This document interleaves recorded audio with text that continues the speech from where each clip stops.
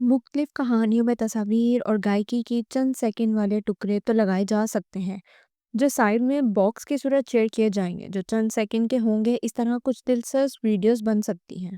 چٹھی نہ کوئی سندیس، جانے وہ کون سا دیس جہاں تم چلے گئے۔ 1950 کی دہائی میں جلندھر کے ڈی اے وی کالج میں ایک عجیب و غریب اسٹوڈنٹ آیا تھا۔ ہاسٹل میں رہنے والے لڑکے اس کے آس پاس کے کمروں میں رہنا پسند نہیں کرتے تھے کیونکہ وہ صبح 5 بجے اٹھ کر 2 گھنٹے ریاض کرتے تھے۔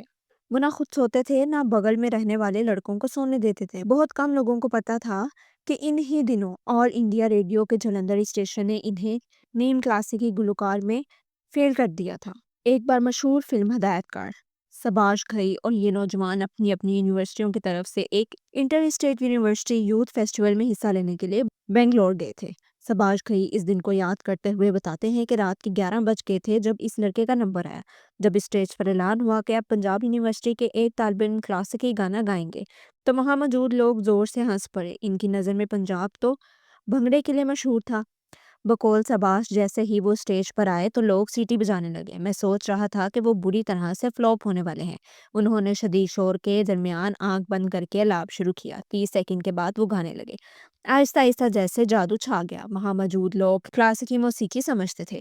جلد ہی تالیوں کی آواز آنے لگی، پہلے تھم تھم کر پھر پورے جوش سے۔ جب انہوں نے گانا ختم کیا تو اتنی زور سے تالیاں بجی کہ میری آنکھوں میں آنسو آ گئے۔ وہاں اس لڑکے کو پہلا انعام ملا۔ یہی لڑکا آگے چل کر جگجیت سنگھ بنا۔ 1965 میں جگجیت سنگھ ممبئی پہنچے جہاں ان کی ملاقات اس وقت کی ابھرتی ہوئی گلوکار چترا سنگھ سے ہوئی۔ آہستہ آہستہ چترا سنگھ کے ساتھ ان کی دوستی بڑھی اور دونوں نے ایک ساتھ گانا شروع کیا۔ جگجیت سنگھ نے ہی چترا کو سر سادھنا، تلفظ اور اتار چڑھاؤ کا فن سکھایا۔ آگے چل کر وہ رشتہ ازدواج میں بندھ گئے۔ جس ریکارڈ نے جگجیت سنگھ کے پہچان پورے ملک میں بنائی وہ تھا دی انفارگیٹیبل۔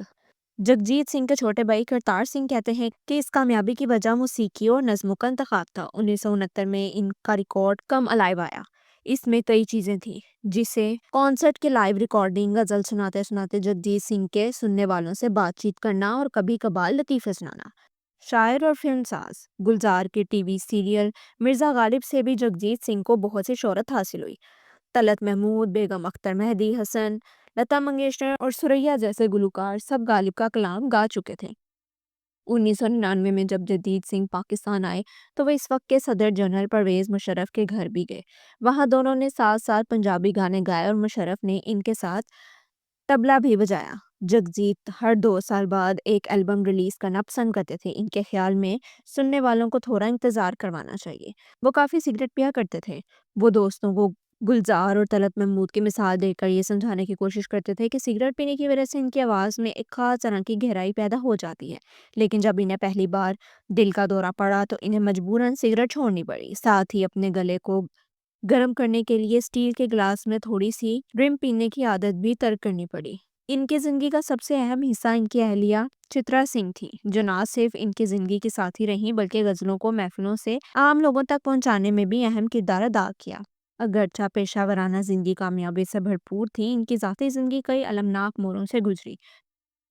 سن 1990 میں ان کا اکلوتا بیٹا ویوک 21 سال کی عمر میں ایک کار حادثے میں جاں بحق ہوا جو ان کی زندگی کا سب سے بڑا صدمہ ثابت ہوا۔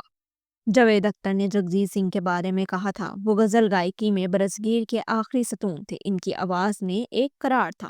پہلی بار جاوید صاحب نے ان کو امیتابھ بچن کی گھر پر سنا تھا۔ وہ گا رہے تھے، بات نکلے گی تو دور تلک جائے گی۔ بات نکلی اور واقعی دور تک گئی، اور وہ آج ہی کے دن ہمیشہ ہمیشہ کے لیے ہم سے روٹھ گئے، لیکن وہ آواز کی صورت میں ہماری روح کی گہرائیوں میں پوست ہو چکے تھے اور ہمیشہ وہی رہیں گے۔ تو آئیے انہیں کے نغموں میں یاد کرتے ہیں انہیں۔ ہونٹوں سے چھو لو تم، میرا گیت امر کر دو، بن جاؤ میت میری، میری پریت امر کر دو۔ جھکی جھکی سی نظر بے قرار ہے کہ نہیں، دبا دبا سا سہی دل میں پیار ہے کہ نہیں۔ ٹھکراؤ اب کے پیار کرو میں نشے میں ہوں، جو چاہو میرے یار کرو میں نشے میں ہوں۔ مینو تیرا شباب لے بیٹھا، رنگ گورا گلاب لے بیٹھا۔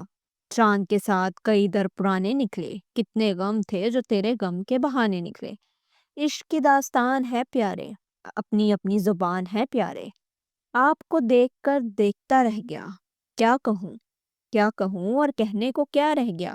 آتے آتے میرا نام سا رہ گیا، اس کے ہونٹوں پر کچھ کامتا رہ گیا۔ یہ دولت بھی لو، یہ شہرت بھی لو، بھلے چھین لو مجھ سے میری جوانی، مگر مجھ کو لوٹا دو بچپن کا ساون، وہ کاغذ کی کشتی، وہ بارش کا پانی۔ ایک پیار کا نغمہ ہے، موجوں کی روانی ہے، زندگی اور کچھ بھی نہیں، تیری میری کہانی ہے۔ ہوش والوں کو خبر کیا بے خودی کیا چیز ہے، عشق کیجئے پھر سمجھیے زندگی کیا چیز ہے۔ کوئی فریاد تیرے دل میں دبی ہو جیسے، تو نے آنکھ سے کوئی بات کی ہو جیسے۔ ہزاروں خواہشیں ایسی کہ ہر خواہش پر دم نکلے، بہت نکلے میرے ارمان لیکن پھر بھی کم نکلے۔ چٹھی نہ کوئی سندیس، جانے وہ کون سا دیس، جہاں تم چلے گئے۔